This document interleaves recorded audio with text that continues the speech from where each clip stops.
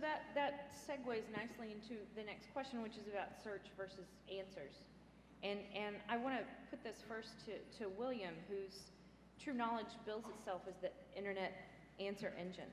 And several of your companies have in some way talked about answer-based searches as opposed to keywords. So my question is it necessary to move search to an answer-based format, or has Google trained consumers in keywords, in keyword search? Well, my response to that is that a grammatical question, you can ask questions in keyword form. So there are plenty of examples of searches. If you type in a business name plus the word telephone, that's semantically equivalent to what is the telephone number of the business name. If you type in Britney Spears' age, that's exactly the same semantically as how old is Britney Spears. So first off, I'd say that there's no, in True Knowledge's perspective, there's not really a big distinction between a long grammatical question and a keywordese type question where the user intent can be determined from the keywords, and we support both. And yes, I think there is enormous value to directly answering users' queries when a search engine can. Instead of producing a list of links and browsing through external sites, if the user experience is a direct response with exactly what they're looking for right at the top of the screen, that's a big plus to the user experience, and that's what we're trying to do. Peter, I'd like your thoughts on this, on keyword versus answers. Well, I think William made a good distinction that you have to talk about the input and the output, right? So whether you're asking questions in natural language or you're using keywords or whatever, I don't think that makes too much difference. And then the answers, well, there's different answers are appropriate for different types of questions. Sometimes the answer is a fact, what's the population of France or whatever. Sometimes the answer is a single page. And sometimes it's a longer course of study. If I ask, how can I use meditation to improve my life? There's not a single sentence. There's probably not a single web page, but it's a long process of years of study. And to say that there's going to be one technology or one type of answer that's appropriate doesn't make sense, because there's this broad range of needs, and we need to use all the tools we can to address all those different types of needs. My addition to that is that I agree 100% what you're saying, with one addition. You could be asking where, why, how, which type of question. So with those modes of question, if you are not modifying your query, then you would be replicating the same question in the search results. So how do I change tire?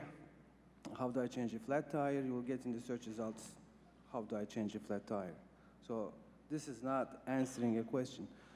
But if your search engine takes the word how to and turns into a method and then searches in the background the method to change a flat tire, then your result will come and say, this is how you change a flat tire. Then we're talking about answering questions. So in addition to what William said, I think the questions are important, very important. This is how we communicate. And the search engine must be able to interpret the mode of question and then bring results accordingly. Okay. So, Riza, this was a subject that you wanted to talk about, and I have a specific question for you about it. You mentioned talking about the credibility of search results, and I'd like to know, one, how you define a credible result, but more importantly, how much of a need is this really?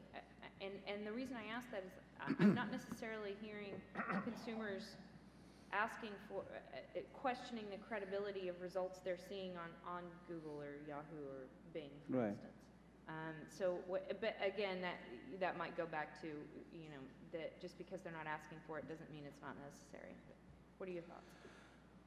Well, there are two answers to that. One is philosophical, the other one is more practical. From the practical point of view, the credibility, I'm sure everyone in this room, one time or another, had some kind of medical problem or something they had to look up.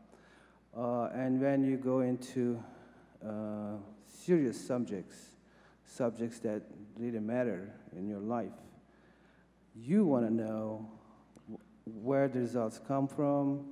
More than that, you want to know how credible the results are. I think this is a very important demand. Maybe not articulated well, maybe not, the awareness is not maybe there, but it is absolutely something that's needed.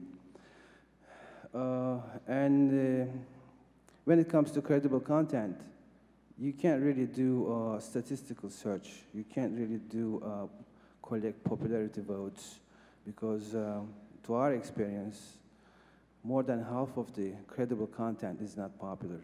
So my one-line statement would be, if you didn't have a search engine that focused on credibility, and you wouldn't know what you're missing. So. Can I add to that? Yeah. I'm having trouble hearing the other panelists, but I'm going to chime in anyway. I think people's expectations on credibility are different depending on the query, of course. So if you ask an instant answer type query, you expect that the result that you get is absolutely true. If you ask other kinds of queries, where you get a collection of blue links, you expect that maybe the ranking is going to bring some of the more credible results to the top, but you may actually be interested in some of the other sources as well, and you understand that they're mixed in. So I don't think there's a simple answer about credibility. I really think it depends on the task that the user is trying to achieve. I agree. William, did you? Yeah, I think there's a point to be made that if the end result of a search is a single web page, it's almost by definition single sourced. One entity has published that web page. And I think this leans towards structured data for responses on the basis that a structured fact can have multiple sources pointing at it. And if the system understands the structured knowledge, it can also know when other sources contradict that particular fact in a way that a web page result can never support. So that's just the point I wanted to make on the issue of credibility. And for credibility, a search engine doesn't have to decide. We can go to librarians and use, that's a huge science there, information librarian science. And they know what's credible, what's not credible. So I just want to make sure, make that point that it's hakia. We are not deciding what is credible and what's not. We are just using librarians. Tomasz, did you have? Well, yeah, so I want to address both answers and credibility. I mean, there are the previous questions. So obviously there are questions for which, there's one answer. I mean, if you ask about capital of Japan, it's going to be, you expect the answer, everybody expects the same answer. If you ask about my favorite query, how to get rid of love handles, which we have one of those, I mean, you get zillions of answers, different remedies, etc. If you ask about taxes, maybe IRS is the best source. And I wanted to mention that the product which we are building, and today we actually announced crossing a 300 million size database of questions and answers which we harvest from various sources, various communities and FAQs, and we group them all together into kind of one huge database.